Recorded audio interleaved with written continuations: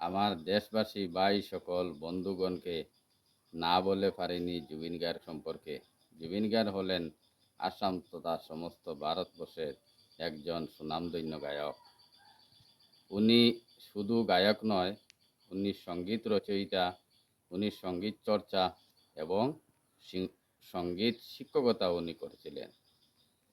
উনির জন্ম হয়েছিল 1972 সালের 18ই নভেম্বর মেঘালয়ের এক তুরা গ্রামে জন্মগ্রহণ করেছিলেন।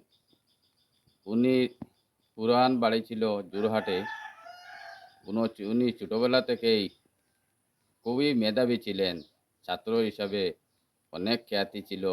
পড়াশোনা করে বাবা চেয়েছিলেন যে ভালো একজন শিক্ষাবিদ হতে, কিন্তু উনি চান না। উনির মা ছিলেন সঙ্গীত চর্চাকারী সঙ্গীত গায়ক। তখন উনিও মার পরামর্শে উনি সঙ্গীত নিয়ে সমস্ত জীবন কাটিয়েছিলেন। তাই উনাকে ভোলা আমরা দেশবাসী সম্ভব নয়। উনি ইউএস টিমের একটি ডক্টরেট ডিগ্রি উপাধি লাভ করেছিলেন। উনার সম্বন্ধে বলতে আমাদের ক্লাস 10-এ পেশো উদ্যুক্ত একটি পাঠ আছে। সেই পাঠে আমরা পড়াই যে উনি সাহিত্যে স্থান পেয়েছেন অনেক দিন তনে, অনেক বছর হইতে। এদেরকে সাহিত্যে স্থান দেওয়া সহজ নয়।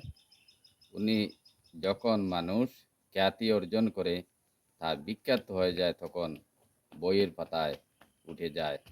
আমরা ছাত্রদেরকে পড়াই এই জুবিন গার্গ সম্পর্কে। দুঃখ বেদনা আসে যে ভালো মানুষ কিভাবে উনার মৃত্যুবরণ হয়েছে তা আমরা জানি না।